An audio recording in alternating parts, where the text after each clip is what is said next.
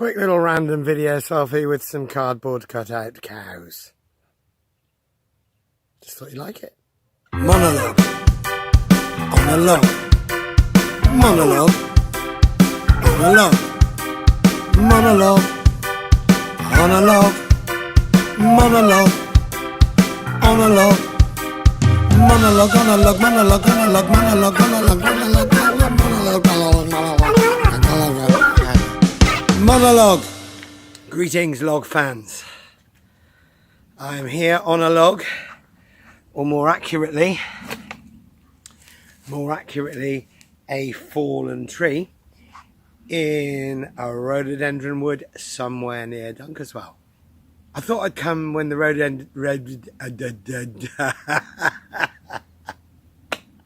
Let's try that again, shall we? I thought I'd come when the rhododendrons are not out because those flowers are just so annoying. No, they're not really. I love them. They're beautiful.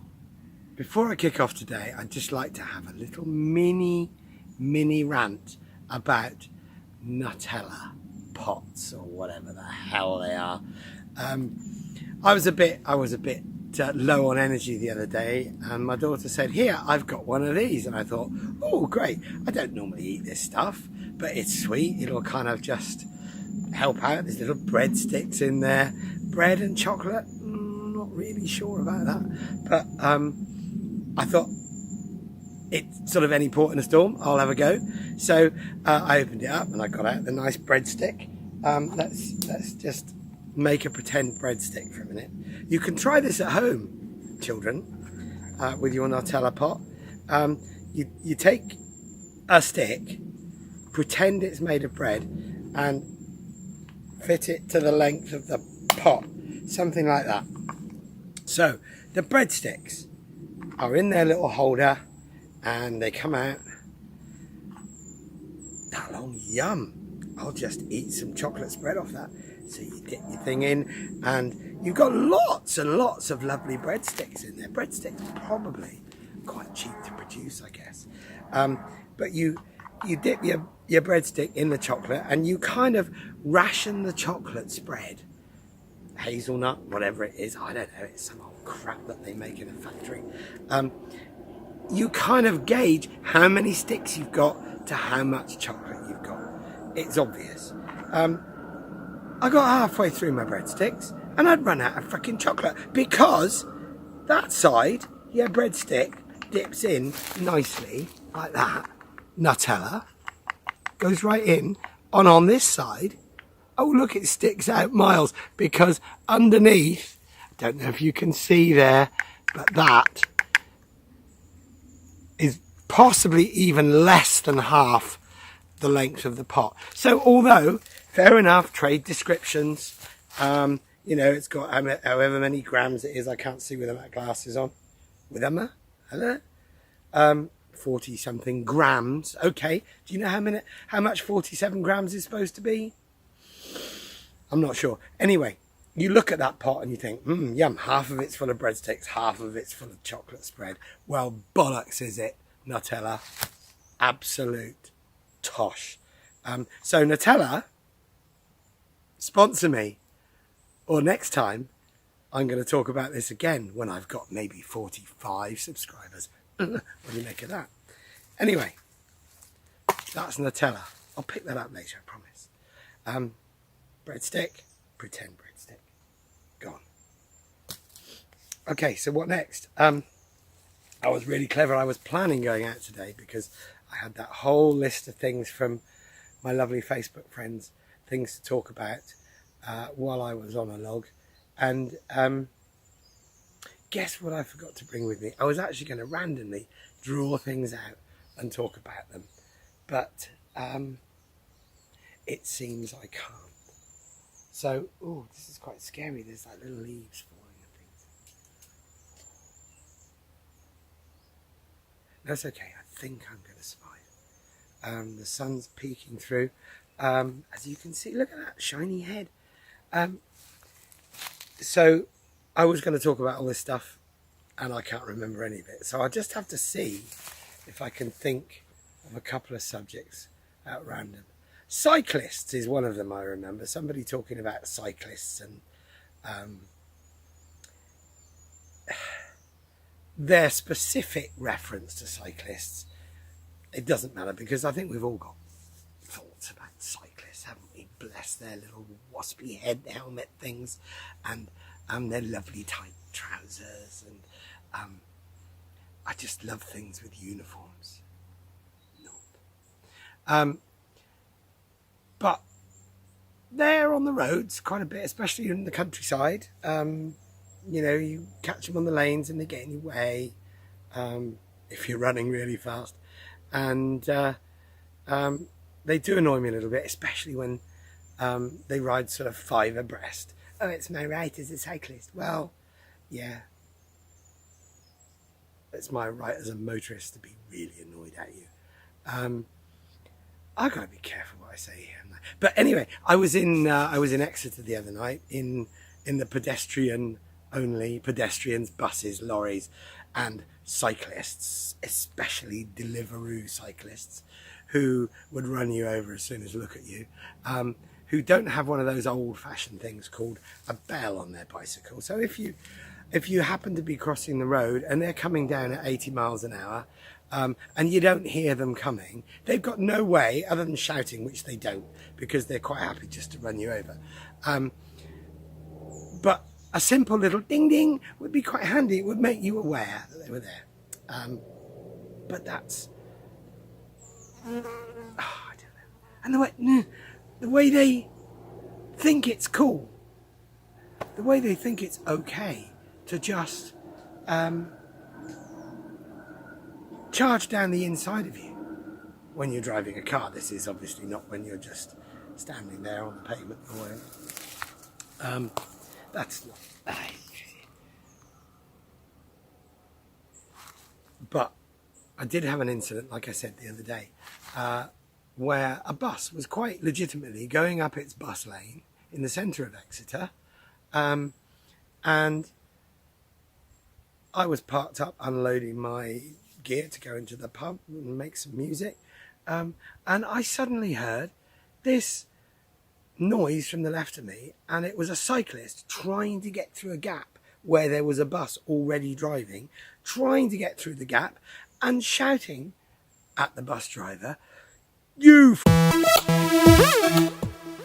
I just looked at him and I thought, why are you thinking that you own the road and shouting at a bus driver that is going about his business, going up his bus lane? Why should he get out of your way?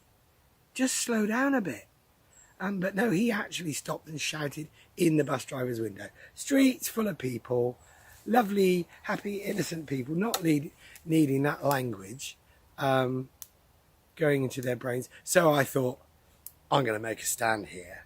I'm going to be sharp and witty, and I'm going to say something to this guy that really makes him feel small. So I was a little bit further down the road, not much, because obviously I heard him shouting the aforementioned obscenities. In fact, I was at the tail end of the bus. So I thought, right, I'm going to make you feel small. So I stood in the way. I just stood up, to my full height. 5'4", apparently. I was at the doctor's yesterday and they measured me, and I'm 5 foot. I swear I used to be 5'6". That is disturbing. But anyway, I stood up to my full 5'4". I stood there waiting to make him feel small, and he couldn't get past me because the bus was there and bollards were here. So I stood there and I said, "Why don't you cycle properly?" That's all I could think of. Gutted. I had such an opportunity. But of course I didn't want to sink to his level of using that foul and abusive language. Could have been a bit wittier though. There we go. So cyclists generally, I mean, I think, everyone that cycles probably starts out as a decent person. But they seem, and I may be tarring everyone with the same brush here, but if I am, it's just an opinion. I'm sure you're nice people. outside of the cycling environment. But they just seem to take on a whole new personality. And I think the advent of wanky head cams, as I've never called them before, I think the advent of those has made them feel even more important. And they should probably all just go and cycle around a little track somewhere peaceful, where there's nobody else, just cyclists, and leave us all alone. Thank you.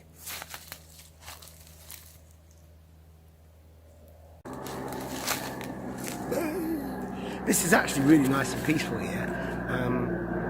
Last couple of times I've kind of got interrupted by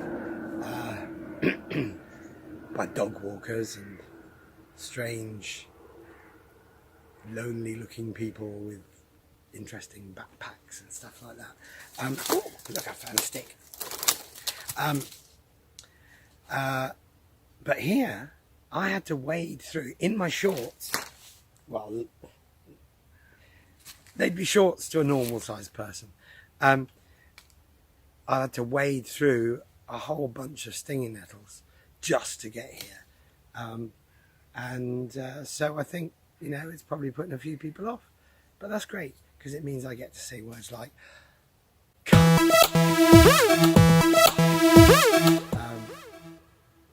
whenever I want, and I'm not going to upset anyone. And I'm not going to upset you because I'm going to bleep them out. I love my little bleep. So, as I can't think of any of the other subjects that were suggested to me, I'm going to leave it at that for now. And I'll see you guys later. This has been Monologue on a Log, somewhere near Dunkeswell, with sticks. I think my last escapade of climbing onto something was quite popular, so I'll just have a little climbing moment. Ooh, this is very mossy. Very nice. And there's a little spider's web here, a little hole bit in. I'll just have a little. Oh, I'm not going to use that to grip with. That is rotten wood. So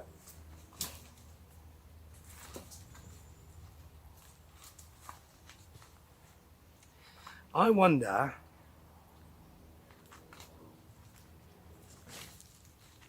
I think it'll be pretty impressive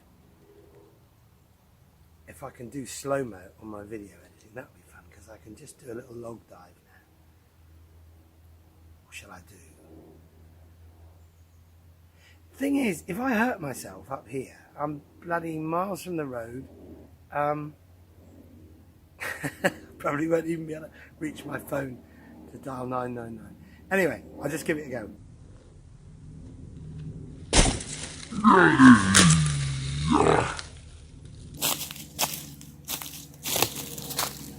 I'm okay. Here's this. Nutella, remember, sponsor me. Put it in my bag, take it home, dispose of your litter responsibly, people. Goodbye. Oh, the joys of amateur filmmaking. I put my glasses on the floor to film today's monologue. I put them in between the legs of the tripod so that I wouldn't stand on them. So then I moved the tripod in order to film myself jumping off the log. And guess what I jumped on? I've now got a pair of glasses that I can kind of hold like that. That's okay. And when I get home, I can have a look at my other glasses. Actually, that kind of works. I think, YouTubers, this could be a new thing. But I'll see if I can fix them when I get home. What a twat. Monologue on a log. Monologue. I forgot to say, I've got some new shoes. Monologue on a log. These aren't them. Monologue. But I have got some new shoes. Monologue, monologue, monologue, monologue, monologue, monologue, monologue, monologue, monologue, monologue.